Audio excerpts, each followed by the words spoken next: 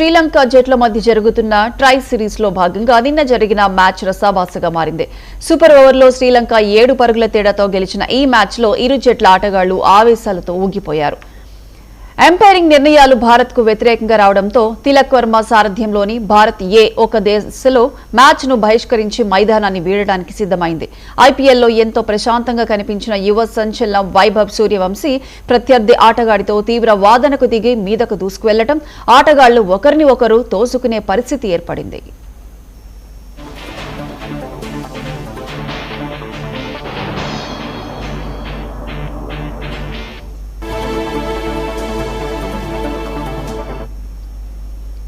ముక్కోణపు series తొలి మ్యాచ్లో ఆతిథ్య శ్రీలంకను ఓడించి వర్ష ప్రభావిత రెండో మ్యాచ్లో ఆఫ్ఘన్ చేతిలో ఓడిన తిలక్ సేన లంకతో జరిగిన మ్యాచ్లో మెరుగైన ప్రదర్శనే చేసినా ఓటమి తప్పలేదు.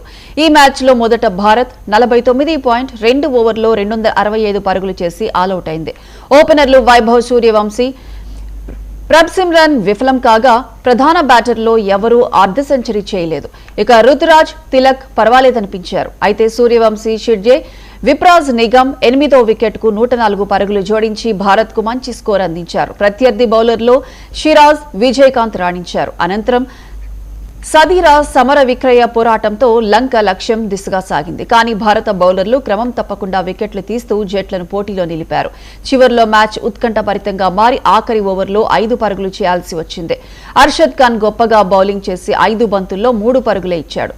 చివరి బంతికి లంకకు 2 పరుగులు అవసరం కాగా అర్షద్ వేసిన యార్కర్ చమిక గుణశేఖర ప్యాడ్ కు తాకింది. అతను లెగ్ బై కోసం ప్రయత్నించాడు. ఇక రెండో పరుగు తీసే క్రమంలో రనౌట్ అవడంతో మ్యాచ్ టైగా ముగిసింది. 50 ఓవర్లు బ్యాటింగ్ చేసిన లంక 9 వికెట్లు కోల్పోయి 265 పరుగులు చేసింది.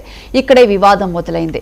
చమిక షాట్ ఆడే ప్రయత్నమే చేయలేదని, లెగ్ బై లెక్కలోకి రాదంటూ భారత్ కెప్టెన్ తిలక్ వర్మ వాదించగా ఎంపైర్లు కొట్టిపారేశారు. దీంతో సూపర్ ఓవర్ అనివార్యమైంది.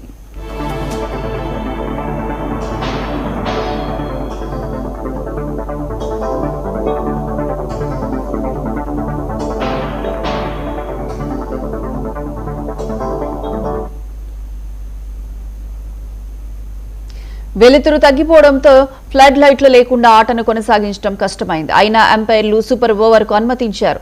అర్షద్ బౌలింగ్ ను కొనసాగించగా రెండో బంతికి లంక బ్యాటర్ బూట్ కు తాకిన ఎంపైర్ వైడ్ ఇవ్వడంతో భారత ఆటగాళ్లు తీవ్ర అసంతృప్తి వ్యక్తం చేశారు. ఇక ఓవర్ చివరి బంతికి ఫుల్ టాస్ పడగా ఆవేష్ కు ఫెర్నాండో క్యాచ్ అవుట్ అయ్యాడు. కానీ ఎంపైర్ దాన్ని నో బాల్ గా ప్రకటించడంతో భారత కుర్రాళ్ల నుంచి తీవ్ర అభ్యంతరం వ్యక్తమైంది. కొందరు ఆటగాళ్లు డ్రెస్సింగ్ రూమ్ వైపు కూడా వెళ్లిపోయారు. తర్వాత మ్యాచ్ అధికారులు వారిని వెనక్కి తీసుకొచ్చారు. చివరి బంతికి ఒక లెగ్ బై రాగా భారత లక్ష్యం 17 పరుగులైంది.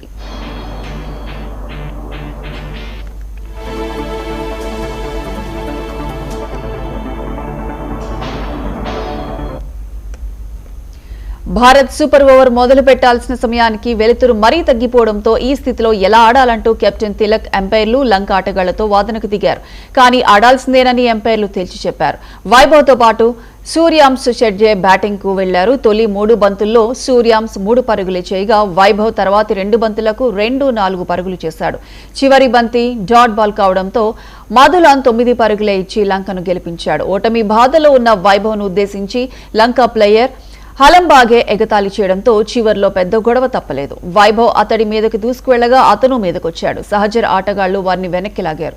లంక ఇన్నింగ్స్ లో విప్రాజ్ 2 సందర్భాల్లో పిచ్ పై పరిగెత్తడంతో భారత్ కు ఎంపైర్లు 10 పరుగుల పెనాల్టీ విధించారు.